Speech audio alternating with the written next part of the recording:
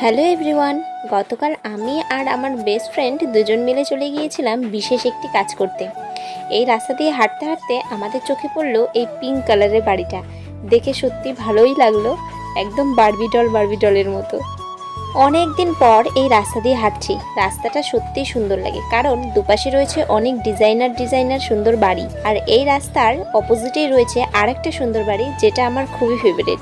এর কালার, এর ডিজাইনিং আমার খুবই ভালো। এতক্ষণে নিশ্চয়ই আপনারা বুঝতেই পেরেছেন আমরা কোথায় গিয়েছিলাম। গত 1 মাস হলো আমাদের 25 বছর হয়েছে, তাই আমরা গিয়েছিলাম বিডিও অফিসে।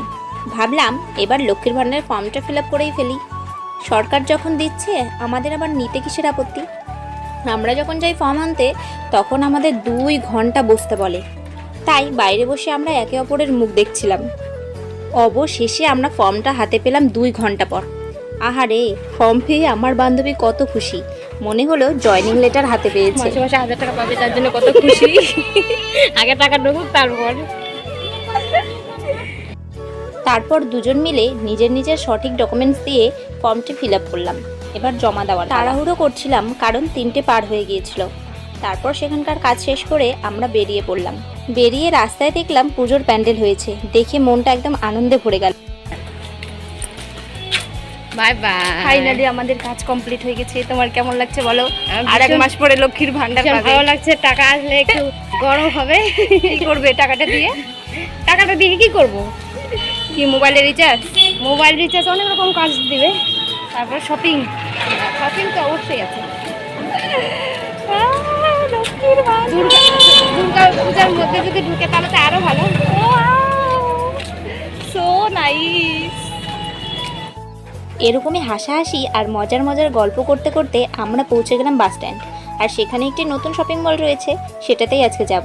তার কিছু কেনাকাটাও রয়েছে, তাই ঢুকে পড়লাম। এই যে এখানে একটা কুর্তি নেওয়া হয়েছে, আর টপ দেখছিলাম যে কেমন লাগছিল। অনেক তো ঘোরাঘুরি হলো, এবার খাওয়ার পালা। তাই মল থেকে বেরিয়ে আমরা সোজা চলে এসেছিলাম একটা পাপড়ি চাটের দোকানে। খাবারটা দেখতে যেমন লোভনীয় ছিল, তেমনই কিন্তু খেতেও অনেক সুস্বাদু ছিল। আমরা দুজনে 1 প্লেটই নিয়েছিলাম, কারণ আমি আবার বেশি খেতে পারি না। রাস্তার খাবার ক্ষতি করলেও কিন্তু খেতে অনেক সুস্বাদু হয়। তাই আমরা সেখানে পাপড়ি চাট খাওয়ার পর চলে গেলাম অন্য একটা দোকানে। সেটা হচ্ছে এই যে ফুচকার দোকানে। ফুচকা খাবো না তা কি কখনো হয়? গঙ্গারামপুর এসেছি, ফুচকা তো খেতেই হবে। আমরা যখন 2 বান্ধবী একসাথে থাকি, তখন কথার থেকে হাসাহাসিটাই বেশি হয়। এমন হাসাহাসি হয় যে পাশের জন্য তাকিয়ে থাকে। তো এখানে খাওয়া নিয়েও আমাদের অনেক হাসাহাসি চলছিল। আমি ওকে শিখিয়ে দিচ্ছিলাম সে ক্যামেরার সামনে কিভাবে ফুচকা খাবে। ফুচকাটাও কিন্তু অনেক টেস্টি ছিল।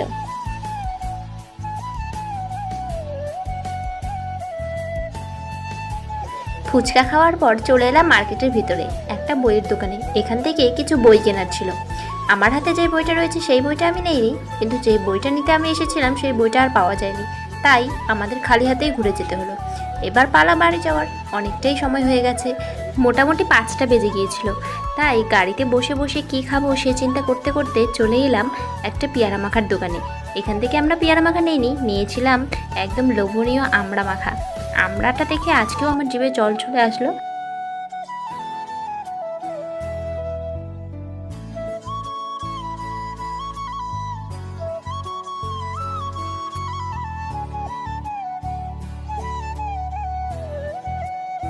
এতক্ষণ পর্যন্ত আমার ভিডিওটা দেখার জন্য আপনাদের অনেক ধন্যবাদ জানাই।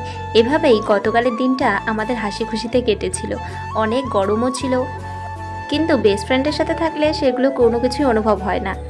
তো আমার ভিডিও আপনাদের কাছে কেমন লেগেছে অবশ্যই কিন্তু কমেন্ট করে জানাবেন। দেখা হবে অন্য কোনো ভিডিওতে। আপনারা সবাই ভালো থাকবেন। বাই।